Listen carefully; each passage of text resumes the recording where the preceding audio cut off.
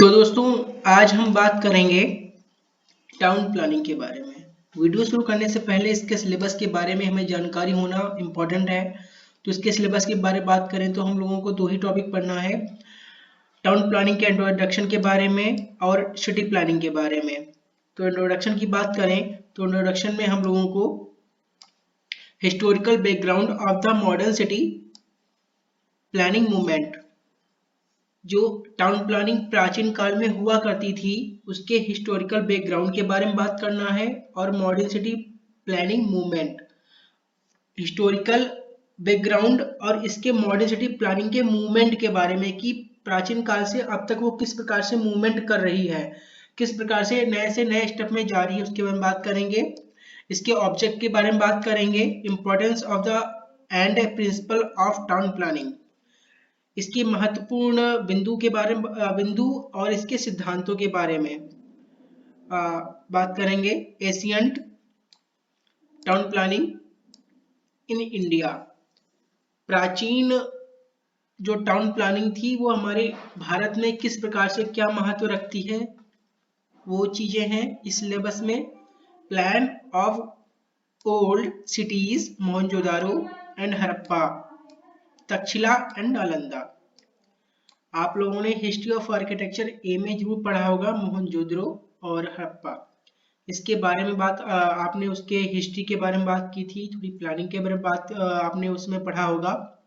अब हम लोग मोहनजोदड़ो और हड़प्पा, तक्षशिला और नालंदा के डीप में पढ़ने वाले हैं कि इस प्रकार से इसकी सिटी प्लानिंग हुई थी, क्या क्या चीज इंपॉर्टेंट रखती है, जो हमें वहां से क्या क्या हमें इंपॉर्टेंट बिंदु मिलते हैं जो पुराने जमाने में लोग अपनाते थे बिल्डिंग कंस्ट्रक्शन में। ठीक है दोस्तों, अब बात करेंगे सिटी प्लानिंग के बारे में, इसकी सिटी प्लानिंग किस प्रकार से क्या हुई थी। And introduction to the fundamental principle of city planning, introduction of the fundamental principle, इसके जो सिद्धांत थे town planning, Asian town planning के जो सिद्धांत थे उसके बारे में, और इसके इंट्रोडक्शन, इसका परिचय क्या था उसके बारे में, ऑफ सिटी प्लानिंग के बारे में।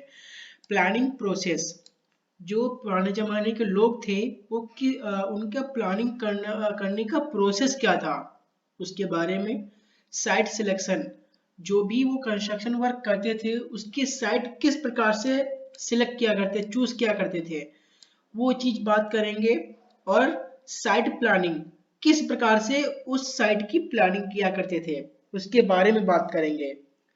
इन relation to physical condition, relation मतलब साइट प्लानिंग और फिजिकल कंडीशन, इनके बीच में जो संबंध था उसके बारे में बात करेंगे। लैंडस्केप, तो वहाँ का जो कंस्ट्रक्शन में लैंडस्केप था वो क्या था, किस प्रकार से यूज किया जाता था उसके बारे में बात करेंगे। लैंड यूज प्लान, मतलब कि उस क्षेत्र का प्लान में किस प्रकार से यूज करते थे भाई, जो प्लानिंग वहां पे करते थे वो वहां का क्षेत्र किस प्रकार का क्या क्या होता था, क्या मुख्य था वो चीज। ओके दोस्तों, मास्टर प्लान वहाँ का मास्टर प्लान किस प्रकार से वो लोग तैयार करते थे इन कंपैरिजन मॉडर्न आर्किटेक्चर के कंपैरिजन में। Regional plan in relation to the Chandigarh, Chandigarh की प्लानिंग के बारे में, जयपुर की प्लानिंग के बारे में। जोनिंग फॉर हाउसेज, जो चंडीगढ़ और जयपुर में प्लानिंग हुई थी, जोनिंग जो प्लानिंग हुई है वो जोनिंग वाइज हुई है। जोनिंग फॉर हाउसेज किस प्रकार से प्लानिंग की गई है। सोशल सेंटर्स, वहाँ पे जो सोशल सेंटर्स के हैं, क्या क्या सोशल सेंटर्स हैं, किस प्रकार से जोनिंग में वो इम्पोर्टेंट रखते हैं वो चीज। और लेआउट ऑफ रोड, चंडीगढ़ और जयपुर के जो रोड बनी हुई उनके लेआउट, सर्फेसेस ड्रेनेज के बारे में बात करेंगे। और कम्युनिटी सर्विसेज, वहाँ की जो कम्युनिटी सर्विसेज क्या क्या इंपॉर्टेंट थी उस समय उसके बारे में बात करेंगे। स्लम्स एंड दियर इम्प्रूवमेंट, और इससे थोड़ा अलग हटके टॉपिक है स्लम्स। स्लम्स क्या होती हैं, मलिन बस्तियां होती हैं, इनके बारे में बात करेंगे क्या क्या होती हैं और इनमें क्या इम्प्रूवमेंट किया जा सकता है जिसमें वहाँ के रहने वाले लोग जो हैं वो अच्छे तरीके से रह पाए और उन लोगों को कोई प्रॉब्लम फेस ना करनी पड़े। और डेवलपमेंट गार्डन, जो प्राचीन गार्डन थे उनमें क्या क्या डेवलपमेंट हम कर सकते हैं, क्या क्या इम्प्रूवमेंट कर सकते हैं, उनके बारे में बात करेंगे। ठीक है दोस्तों, थ्योरी के लिए आप हो सके तो पेन और पेपर लेके बैठे, ठीक है, और जो भी मैं बताऊं उसको नोट डाउन करते चलें। चलिए मिलते हैं यूट्यूब वीडियो में। तो दोस्तों बिना देरी किए हुए वीडियो को स्टार्ट करते हैं। टाउन प्लानिंग के फर्स्ट चैप्टर जो हमारा है वो है इंट्रोडक्शन। टाउन प्लानिंग के इंट्रोडक्शन के बारे में पूरा पढ़ेंगे। इसके माध्यम से मैंने बता चुका हूँ आप लोगों को। तो टाउन प्लानिंग क्या है?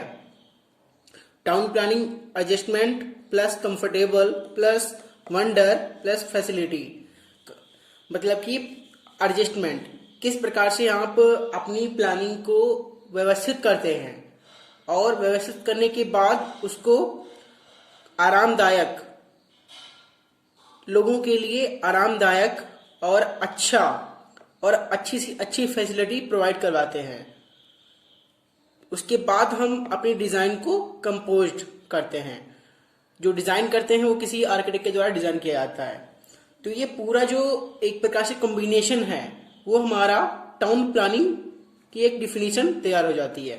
ठीक है दोस्तों, समझ गए होंगे आप लोग। उसके बाद बात करते हैं हिस्टोरिकल बैकग्राउंड के बारे में। टाउन प्लानिंग के हिस्टोरिकल बैकग्राउंड के बारे में कि भाई इसका प्राचीन इतिहास क्या है। ठीक है दोस्तों, एंशियंट टाउन प्लानिंग, प्राचीन टाउन प्लानिंग, जो प्राचीन टाउन प्लानिंग थी बहुत ही व्यवस्थित थी। उसी को हम लोग बेस मानते हुए आज तक हम लोग उस चीज को नए रूप में निखारते जा रहे हैं। लेकिन जो बेस था वो हमारा एशियन टाउन प्लानिंग ही है। हम लोग जो भी सीखते आ रहे हैं वो मोहनजोदड़ो, हड़प्पा, तक्षशिला, नालंदा विश्वविद्यालय, जो भी चीजें हैं किस प्रकार से डिजाइन किया गया, मोहनजोदड़ो किस प्रकार से डिजाइन किया गया, हड़प्पा किस प्रकार से डिजाइन की गई प्राचीन समय में, उसी को बेस मानते हुए हम लोग आजकल अपनी ड्राइंग को कंपोज कर रहे हैं। तो हमें हिस्टोरिकल बैकग्राउंड के बारे में अच्छी तरीके से लिखना होगा कि उस समय डिजाइन करने का तरीका सबसे डिफरेंट था। लोग उस समय भी टेक्निकल हुआ करते थे, टेक्नोलॉजी हल्की फुल्की थी, माइंडसेट उनका बहुत ही अच्छा था। ये सब हम लोगों को हिस्टोरिकल बैकग्राउंड में लिखना है। ओके दोस्तों, और इसके एग्जाम्पल भी देने हैं कि हमें बहुत सारे साइटें देखने को मिली प्राचीन टाउन प्लानिंग या नगर नियोजन के बारे में। तो मोहनजोदड़ो में क्या क्या चीज थी, हड़प्पा में क्या क्या चीज थी, तक्षशिला नालंदा में क्या क्या चीज थी, वो सब आप लोगों को आगे बताने वाला हूं। चलिए दोस्तों आगे बात करते हैं मॉडर्न सिटी प्लानिंग मूवमेंट, मतलब कि एक प्रकार से मॉडर्न सिटी प्लानिंग मूवमेंट, आधुनिक शहर नियोजन आंदोलन। क्या चीज है ये? जो ये चीज हमें सिखाती है कि हमें प्लानिंग किस प्रकार से क्या करनी चाहिए। जो प्राचीन नगर शहर या नगर नियोजन में हुआ करती थी भाई, जो हमारी रोड्स थी, रोड के साइड में नालियां हुआ करती थी, जितने भी शहर थे उन सबको सेक्टर वाइज में डिवाइड किया गया था। ठीक है दोस्तों, बस यही चीजें हैं। अब बात करते हैं आधुनिक शहर नियोजन के बारे में। मैंने इसकी व्याख्या बता दी है। अब इसके इंट्रोडक्शन के बारे में बात करते हैं, इसका परिचय क्या है। ये जो आधुनिक शहर नियोजन आंदोलन 20 शताब्दी के समय स्टार्ट हुआ था। Different changes and architecture in field, मतलब कि वास्तुकला के फील्ड में बहुत सारे चेंजेस इस आंदोलन के बारे में हमें देखने को मिले। That's is most important movement for architecture line. वास्तुकला के इतिहास में यह आंदोलन बहुत ही महत्वपूर्ण भूमिका निभाता है। जो चीज आप लोग पढ़ रहे हैं मैं आप लोगों को बता दूं कि इसका कहने का मतलब क्या है। प्राचीन समय से अब तक क्या क्या चेंजमेंट होते आ रहे हैं वो सब आधुनिक शहर नियोजन आंदोलन की वजह से हम लोग इम्प्रूवमेंट कर रहे हैं। लेकिन जो बेस है वो हमारी प्राचीन नगर नियोजन की सभ्यता पर ही निर्भर है, उसी पर हम लोग अपना वर्क कर रहे हैं। ठीक है, और प्राचीन समय में कैसे क्या लोग रहते थे मैंने आप लोगों को बता ही दिया है, और आगे किस प्रकार से हर एक सभ्यता के बारे में बात करूंगा। Ancient architecture to modern architecture, मतलब कि प्राचीन वास्तुकला से आधुनिक वास्तुकला की ओर जो परिचय करवाता है वो हमारा आधुनिक शहर नियोजन आंदोलन ही करवाता है।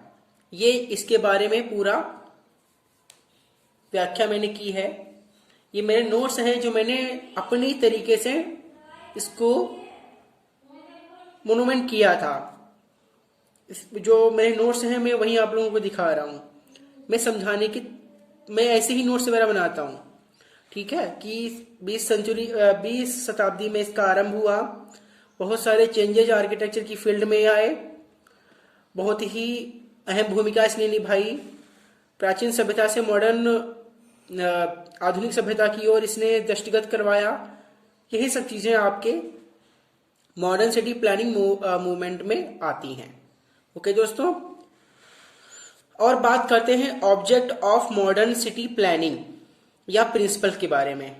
मॉडर्न सिटी प्लानिंग के प्रिंसिपल के बारे में इंपॉर्टेंट चीज है, इसको आप लोग अच्छी तरीके से राइट डाउन कीजिएगा। जोनिंग, जितने भी प्राचीन सभ्यता की बात करें या आधुनिक सभ्यता की बात करें, ठीक है दोस्तों, या मॉडर्न सिटी प्लानिंग, आधुनिक शहर नियोजन के सिद्धांत क्या क्या है। जोनिंग, जितने भी आपके शहर नियोजन हुए हैं उन सबको जोनिंग वाइज डिवाइड किया गया है। ओके दोस्तों, हर सेक्टर वाइज डिवाइड किया गया है। हर एक सेक्टर को अलग तरीके से डिवाइड किया गया है। ये सब जोनिंग के अंतर्गत आता है। ग्रीन बेल्ट, ग्रीन बेल्ट क्या है इसको समझना जरूरी है। हरी पट्टिका, मतलब कि इसको हम सही से कंपोज करें तो आपको हर एक शहर नियोजन की सीमा होती है। हरी पट्टिका, सपोज दैट हमारा जो एरिया है वो ये है कि भाई इतनी एरिया 5 किलोमीटर बाई 10 किलोमीटर या 15 किलोमीटर मान लीजिए। इस चीज की हरी पट्टिका खींच दी जाती है कि इसके बाहर शहर का नियोजन नहीं किया जाएगा, इसके बाहर शहर का कंस्ट्रक्शन वर्क नहीं होगा। ठीक है दोस्तों, कि यही चीज है। अगर इसके बाहर होता है, अगर सपोज दैट, अगर एग्जांपल आप जरूर बता दूंगा आपको कि आपने देखा होगा कि आप कहीं भी रह रहे हो, जैसे कि मैं प्रेजेंट टाइम गोरा गोकर्णनाथ डिस्ट्रिक्ट लखीमपुर खीरी में रह रहा हूं। जो मेरा टाउन है वो शहर नियोजन के अंतर्गत आता है। तो नगर पालिका जो है वो शहर के अंदर अंदर है। ग्रीन बेल्ट के अंदर अंदर जो है वो नगर पालिका उसका पूर्ण व्यवस्था देखती है। और उसी हरी पट्टिका के बाहर जो भी कंस्ट्रक्शन हुआ है उससे एक नगर पंचायत या नगर पंचायत या ग्राम पंचायत के अंदर इसको रिकवर किया गया है। तो उसके अंदर जो भी वर्क होता है वहां का ग्राम प्रधान देखता है, इसके अंदर नगर पालिका देखती है। ठीक है दोस्तों, आपके भी शहर में कहीं ना कहीं ऐसे होंगे, जैसे कि अगर शहर की बात करें कि आपका भी एक शहर होगा, कहीं ना कहीं आप रह रहे होंगे, तो नगर पालिका कुछ ही सीमा के अंदर होगी। सीमा के बाहर एक देहात होगा या गांव होगा, ठीक है, तो वहां पर एक ग्राम प्रधान चुना जाता होगा, आपके शहर से ही सटे, बिल्कुल जस्ट सटे, ठीक है, आपकी कॉलोनी के जस्ट कॉलोनी के दूसरी बाहर एक गांव होगा कहीं ना कहीं। तो ये होती है हरी पट्टिका, समझ गए होंगे आप लोग। अब हाउसिंग, हर प्रिंसिपल क्या कहते हैं कि जितने भी शहर नियोजन हुए हैं, जोनिंग की गई है, सेक्टर वाइज डिवाइड किया गया है। हाउसिंग, जितने भी आपके घर बने हैं उनको सेक्टर वाइज प्रोवाइड करवाया गया है, सेक्टर वाइज उनकी हाउसिंग हुई है, ठीक है दोस्तों। हाउसिंग किस प्रकार से क्या हुई है मैं आप लोगों को प्लान के माध्यम से दर्शाता हूं कि सपोज दैट हम कोई एरिया ले लेते हैं, सपोज ये एरिया है, ठीक है, ये इतनी हमारा शहर है समझ लो, हमें इतने एरिया में या 15/5, ठीक है, ये किलोमीटर है, हमें इसका शहर नियोजन करना है, ठीक है दोस्तों। तो हमें क्या करना होगा, इन सबको सेक्टर वाइज डिवाइड करना होगा। जैसे कि इसको एक बाहर से सड़क निकाल दी जो मेन रोड होती होगी, इसको एक शहर बाहर निकाल दी जो एक शहर के बाहर जाती होगी, ठीक है दोस्तों। छोटा शहर हम बात कर रहे हैं, तो ये हो गया सेक्टर 1, ये हो गया 2, ये हो गया 3, ये हो गया 4, ठीक है।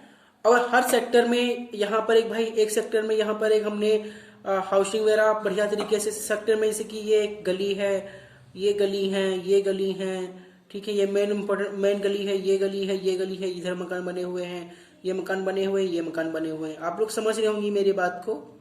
इस प्रकार से हाउसिंग की गई है इनकी, ठीक है। अब इससे बात करें, ये चीज इस प्रकार से,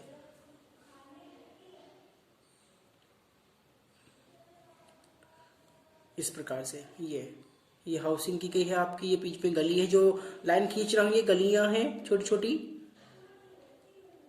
ओके दोस्तों। ये चीज है पूरी समझने वाली कि इस प्रकार से हाउसिंग की गई है। पब्लिक बिल्डिंग, हर एक सेक्टर में आपका अस्पताल है, सिनेमा घर है, समझ रहे होंगे आप, समझ रहे होंगे मेरी बात को। पब्लिक बिल्डिंग है, जो पब्लिक बिल्डिंग मतलब कि सरकारी चीजें, जिला अस्पताल हो गया, दुकानें हो गई, सरकारी दुकानें हो गई, फैसिलिटी, हर प्रकार की फैसिलिटी प्रोवाइड करवाना, ठीक है दोस्तों। अब बात करते हैं रिक्रिएशन सेंटर। रिक्रिएशन सेंटर मतलब पार्क, वॉकिंग, सिनेमा हॉल, अलग अलग प्रकार की शॉपें, तो ये रिक्रिएशन सेंटर में आती हैं भाई। हर एक सेक्टर में आपका एक पार्क होगा, वॉकिंग के लिए एरिया होगी, सिनेमा घर होंगे हर एक सेक्टर में।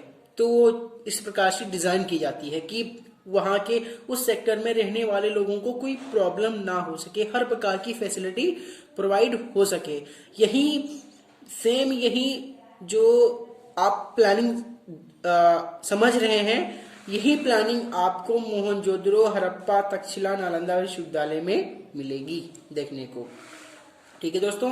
अब बात करते हैं रोड सिस्टम।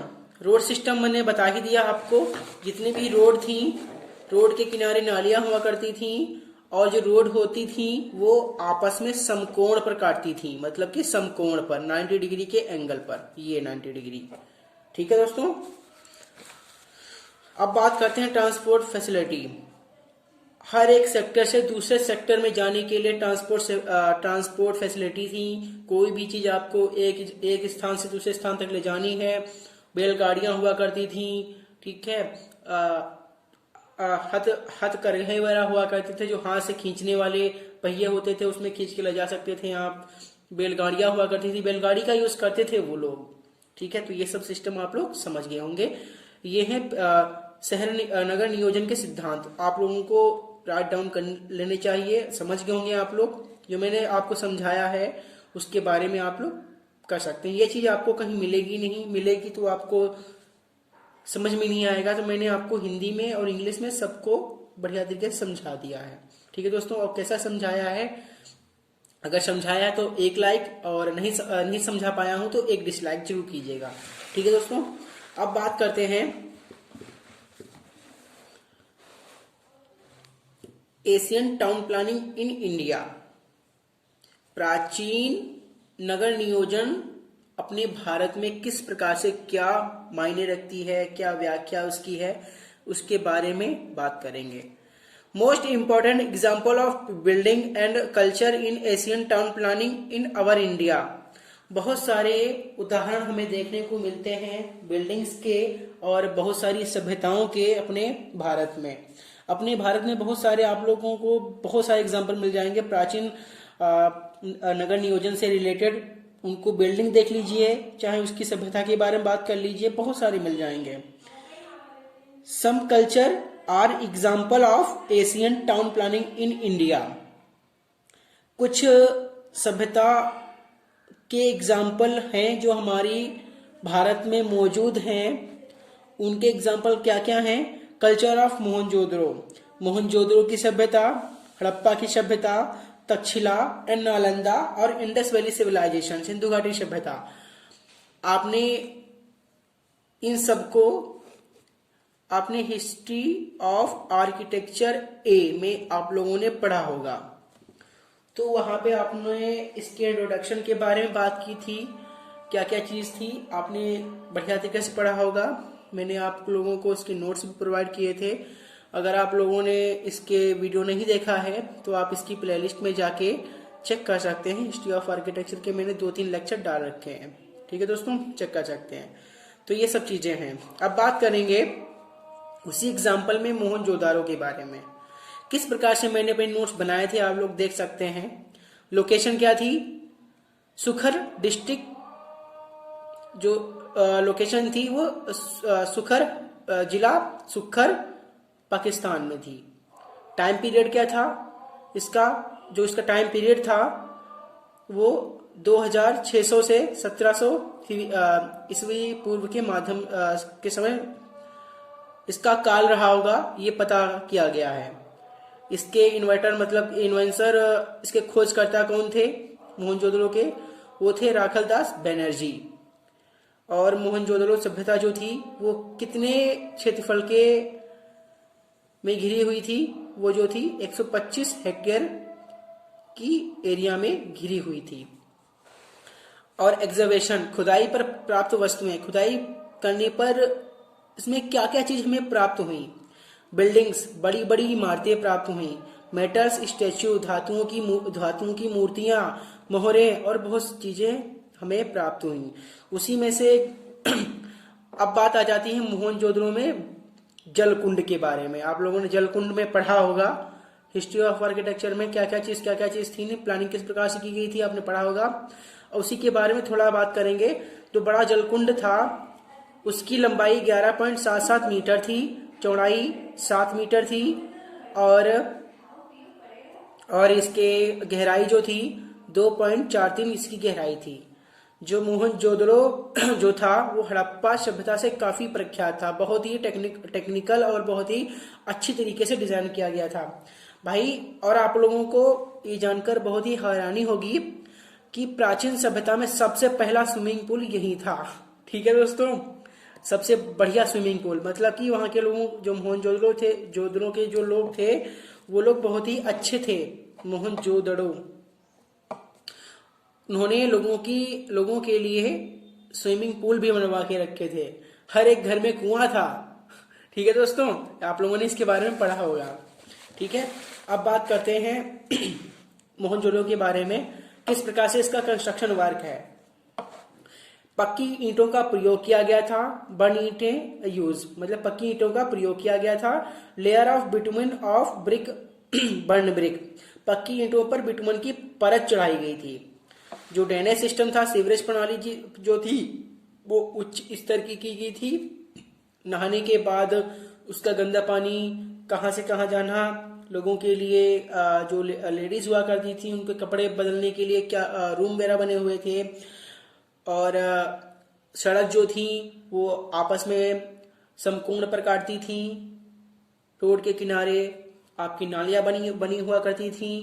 हर एक गली में कम से कम 8 से 10 मीटर की डिस्टेंस पे बने हुए आरओ बना हुआ करते थे, जो मतलब दीवार से सटे हुए, उसमें दीपक जलते थे। चौराहे पर दीपक रखने के लिए स्टैंड बना हुआ करता था, जो रात में राहगीर निकलते थे उन लोगों को कोई प्रॉब्लम ना हो, ये सब चीजें। तो आप लोग इस चीज को अमेजिंग कीजिए कि मोहनजोदड़ो के लोग उस समय कितने प्रख्यात थे, उनकी थिंकिंग कैसी थी। अगर वही लोग इस समय होते तो बात ही अलग होती मेरे भाइयों। ठीक है दोस्तों, सबको सेक्टर वाइज जो मोहनजोदड़ो की प्लानिंग थी वो सेक्टर वाइज प्लानिंग की गई थी। सड़कें आपस में समकोण पर काटती थी। सड़कों के किनारे नालियां थी। सड़कों के पास गहरे होल थे, वहां पर दिए रखे जाते थे, उजाला हुआ करता था। ठीक है दोस्तों, ये सब था आपके मोहनजोदड़ो की सभ्यता के बारे में। स्केचेस वगैरह जो थे वो मैंने सीट पे बनाए थे। सीट पे पता नहीं सीट हमारी कहाँ गई वो आप लोगों को दिखा नहीं सकता, लेकिन हाँ आप लोगों को बहुत सारे एग्जाम्पल्स आप गूगल कीजिए, वहां से मिल जाएंगे। वीडियो लेंदी हो रहा है तो कृपया हो सके तो आप लोग बढ़िया तरीके से पोस्ट करके रख दीजिए, उसके बाद देख लीजिए। लेकिन पूरा वीडियो जरूर देखिएगा, तभी आप लोगों को इसके बारे में अच्छी सी नॉलेज हो पाएगी। अब बात करते हैं हड़प्पा सभ्यता के बारे में। लोकेशन ईस्टर पार्क, पश्चिमी पार्क 200 किलोमीटर टू साहिवाल, मतलब साहिवाल से 200 kilometre eastern park 200 kilometre to Sahiwal, Sahiwal से 20 किलोमीटर दूर था। पंजाब जो है पाकिस्तान में है। पंजाब से 20 किलोमीटर दूर साहिवाल नामक स्थान पे इस सभ्यता का उदय हुआ था, स्थान था ये। टाइम पीरियड 3300 से 2500 ईसा पूर्व। इसके इन्वेंसर थे वो दयाराम साहनी थे। उन्होंने 1921 ईस्वी में इसकी खोज की थी। इसका जो एरिया था हड़प्पा सभ्यता बहुत ही ज्यादा एरिया में फैली हुई थी। ये शायद इकाई दही सैकड़ा हजार 10,000 लाख करोड़ 2 करोड़ स्क्वायर मीटर के एरिया में फैली हुई थी। तो आप लोग इमेजिन कर सकते हैं कि कितनी एरिया में फैली हुई थी ये हड़प्पा सभ्यता। ठीक है दोस्तों, अब तक हमारे भारत में 1500 से ज्यादा प्लेसेस खोजे जा चुके हैं हड़प्पा सभ्यता से रिलेटेड। हड़प्पा सभ्यता से रिलेटेड 1500 से ज्यादा प्लेसेस खोजे जा चुके हैं।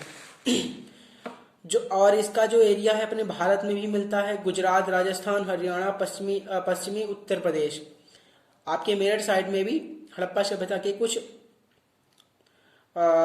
स्रोत देखे गए हैं। अब बात करते हैं सिंधु नदी और सरस्वती नदी के किनारे यह सभ्यता खोजी गई थी। सरस्वती नदी जो है वो आज कल गुम है। ठीक है दोस्तों, ये जो सभ्यता थी वो सिंधु नदी और सरस्वती नदी के किनारे ये सभ्यता खोजी गई थी। अब बात करते हैं इंपॉर्टेंट सेंटर, प्रमुख केंद्र के बारे में। जो इसके प्रमुख केंद्र थे मोहनजोदड़ो, कालीबंगा, लोथल, धोलावीरा, राखी, ईटीसी इसके प्रमुख केंद्र थे हड़प्पा सभ्यता के, जो हड़प्पा सभ्यता को बहुत ही अच्छा साबित करने में प्रस्तुत हुए हैं। ठीक है भाई, एक कॉलेज होता है, एक कॉलेज मान लीजिए, कॉलेज को अच्छे से भाई ये कॉलेज अच्छा है, क्यों अच्छा है? क्योंकि वहां पे बहुत सारे बच्चे पढ़ने में अच्छे हैं, इसी के लिए वो अच्छा है कॉलेज। तो सेंटर क्यों अच्छे थे? क्योंकि मोहनजोदड़ो, कालीबंगा, लोथल, धोलावीरा, राखीगढ़ी ऐसी सभ्यताएं वहां पर उत्पन्न हुई थी। खोज के दौरान वहां पे हिंदू धर्म की बहुत सारी मूर्तियां मिली हैं, शिवलिंग में मिली हैं। तो इससे अनुमान लगाया जाता है कि वो लोग हिंदू धर्म के अनुयायी थे। मात्र या प्रकृति की पूजा करते थे। सबसे रहस्यमयी सभ्यता माना जाता है, सबसे रहस्यमयी ये सभ्यता मानी जाती है। एग्जावेशन, खुदाई पर प्राप्त वस्तुएं, पुरोहित की एक मूर्ति, बैल, नंदी, मातृ देवी, बैलगाड़ी, शिवलिंग इत्यादि ये सब चीजें प्राप्त हुई हैं। शतरंज खेल को जानते थे। खुदाई के पश्चात शतरंज का खेल के कुछ वहां पे नमूने मिले हैं। तो यह अनुमान लगाया जाता है कि शतरंज खेल भी जानते थे वो लोग। लोहे के बारे में भी जानते थे कि लोहे की बहुत सारी चीजें, धातुएं वगैरह मिली थी, इसी के लिए ये पता चलता है कि वो लोग लोहे के बारे में भी जानते थे। ईंटों के ऊपर जिप्सम के गारे के ऊपर चारकोल की परत चढ़ाई गई थी, जिससे पता चलता है कि वे चारकोल से संबंध में भी जानते थे। ठीक है, तो दोस्तों ये हो गया हमारा हड़प्पा सभ्यता। अब बात करेंगे नालंदा विश्वविद्यालय की। मोस्ट फेमस एजुकेशन सेंटर, ये जो बहुत ही शिक्षा बहुत ही प्रख्यात, आपका बहुत ही प्रख्यात पढ़ाई का केंद्र था। ये लोकेशन जो है वो पटना राजगीर 11.5 किलोमीटर बिहार। पटना से 11.5 किलोमीटर दूर एक राजगीर गांव है या शहर है, वहां पर ये खोजी गई थी, जो भारत के बिहार राज्य में स्थित है। 10,000 स्टूडेंट पढ़ते थे, उनके लिए 20,000 टीचर थे। फेमस चाइनीज टूरिस्टर ह्वेनसोंग तथा स्टिजिंग के यात्रा विवरण में जानकारी प्राप्त होती है इसकी नालंदा विश्वविद्यालय की। ठीक है दोस्तों, अब बात करते हैं छात्रों को रहने के लिए 300 कक्ष बने थे। 300 कक्ष बने थे जिनमें अकेले या एक से अधिक छात्रों के रहने की व्यवस्था थी। इसके अलावा इस संग्रहालय में तांबे की प्लेटें, पत्थर पर खुदे अभिलेख, सिक्के, बर्तन तथा 12वीं सदी के चावल के जले हुए दाने रखे हुए हैं। आप लोग समझ सकते हैं इस चीज को। उस समय जो खुदाई प्राप्त हुई है, जैसे कि 12वीं सदी के चावल के जले हुए दाने, वो अभी भी दिल्ली के पुरातत्व विभाग सेंटर में अभी भी संग्रहित रखे हैं। अभी भी यहाँ एक सरोवर और प्राचीन सूर्य मंदिर है। एरिया जो थी वो 14 हेक्टेयर एरिया थी। 77.5 किलोमीटर दक्षिण पूर्व और राजगीर से 12.5 किलोमीटर उत्तर तक इसका एरिया फैला हुआ था।